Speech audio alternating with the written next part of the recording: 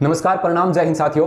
आज के सेशन में अपने सीईटी पर चर्चा करेंगे। इससे संबंधित डाउट हैं उनको क्लियर करूंगा, क्योंकि कई बच्चों के कमेंट्स ये थे कि सर 10+2 का जो सीईटी का जो पेपर हुआ उसमें हमारे इतने अंक बन रहे हैं, क्या हमारा हो सकता है, क्या हम क्वालिफाई कर पाएंगे, कौन कौन इसमें एलिजिबल हो सकते हैं, कितने नंबरों तक। तो मैं कट ऑफ आप लोगों को बताऊंगा, लेकिन शिफ्ट के हिसाब से कट ऑफ को देखेंगे, न कि SC ST OBC कैटेगरी के हिसाब से नहीं। शिफ्ट के हिसाब से किसी बच्चे के अगर इतने अंक बन रहे हैं तो वो मेरे हिसाब से सेफ स्कोर में रहेगा। तो एक बार देखते हैं। ये 10+2 लेवल की मैं आप लोगों के साथ साझा कर रहा हूँ। शिफ्ट फर्स्ट जो हुई थी तो उसमें मैं आप लोगों को बताऊं कि वो न तो ज़्यादा हार्ड थी न ही इतनी इजी थी। तो जिस बच्चे के अगर 75 क्वेश्चन सही हो रहे हैं पहली शिफ्ट में, तो मेरे ख्याल से वो बच्चा तो अगली परीक्षाओं के लिए एलिजिबल हो जाएगा। ठीक है, क्वालिफाई हो जाएगा। यानी इसको अंकों में कन्वर्ट करोगे आप लोग तो 150 नंबरों के आसपास उसके बन रहे हैं, तो ये उसके लिए अच्छा स्कोर है।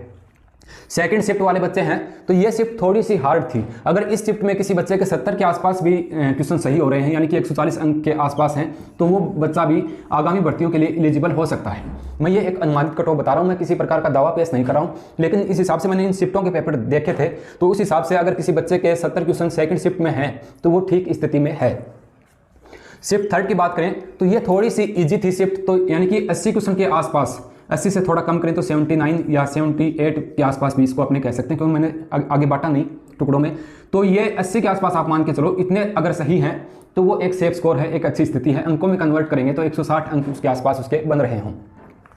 शिफ्ट फोर्थ की बात करें तो इसका लेवल और थर्ड का और फोर्थ का समान सा ही था, ज़्यादा फर्क नहीं था। तो इसमें भी आप मान के चलो कि 80 क्वेश्चन किसी बच्चे के सही हो रहे हैं तो वो एक अच्छे स्कोर में है, अच्छी स्थिति में है, यानी कि 160 अंकों के आसपास उसका एलिजिबल हो जाएगा अगली परीक्षाओं के लिए।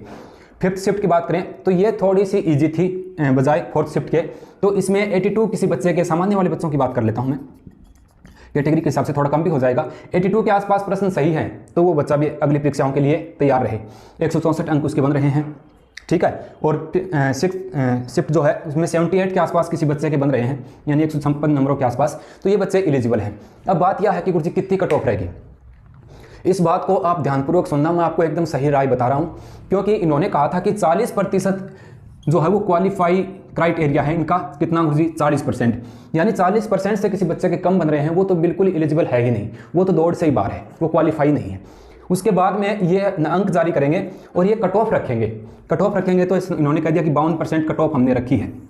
ठीक है, यानी उसके बाद में ये भी कर सकते हैं कि 50% क्राइटेरिया जो है वो आगामी भर्तियों के लिए एलिजिबल वो बच्चे रहेंगे।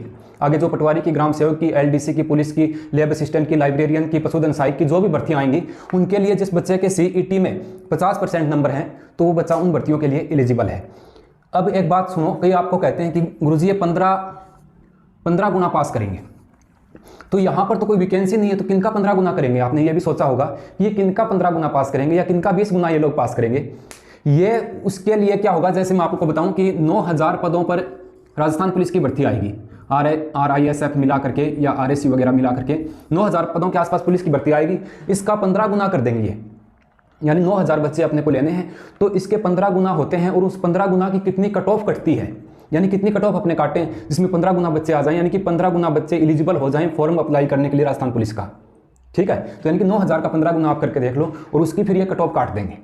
समझ में आ गई होगी बात। जैसे मैं बात करूं कि LDC की आगामी जो भर्ती होगी वो 15000 पर होगी, तो ये अगर LDC के लिए आवेदन लेंगे तो ये CET का जो एग्जाम है, चाहे वो 12th लेवल का है या ग्रेजुएशन का, ये देखेंगे कि 15000 पोस्टें हैं तो 15000 पोस्टों का अपने 15 गुना कर लेते हैं और उसकी कट ऑफ CET में काट देते हैं। जो भी बच्चे एलिजिबल होंगे वो सारे उसमें अप्लाई कर देंगे।